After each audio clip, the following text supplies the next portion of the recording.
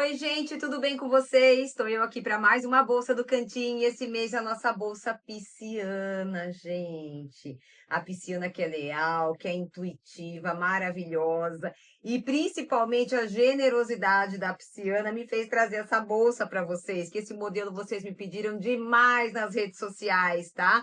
Ele é um modelo que ele pode, inclusive, ser feito, ó, uma carreirinha de cada cor. Eu usei esse fio mesclado, mas vocês poderiam ter feito uma carreira de cada cor aqui também.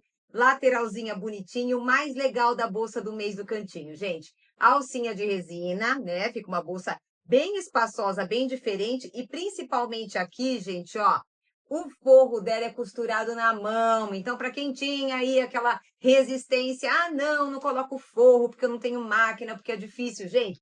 Forrinho costurado na mão e ó, não sei se vocês vão conseguir ver porque ele é escuro, mas perfeita a colocação do forro na mão. Gente, se você ainda não faz parte do Cantinho, gente, R$ 27,70 por mês e você tem todo mês uma bolsa nova, além dos mais de 30 modelos que a gente tem lá, todos bonitinhos na plataforma da Hotmart. É importante falar, o Cantinho é na plataforma da Hotmart.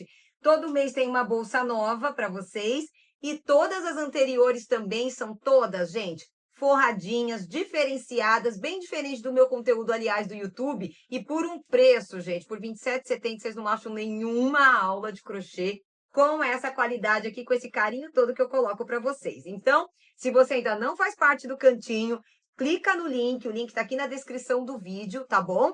Faça parte do Cantinho, aprenda a nossa bolsa Pisciana, que é a bolsa do mês. Esse ano a gente está trazendo cada mês um signo. E a Pisciana, gente, nossa, eu até coloquei uma roupa aqui que combina com ela, porque eu já vou sair com a minha hoje. Boa aula para vocês. Quem não é do Cantinho ainda, vem fazer parte do Cantinho comigo. Um beijão, fiquem com Deus e até a próxima.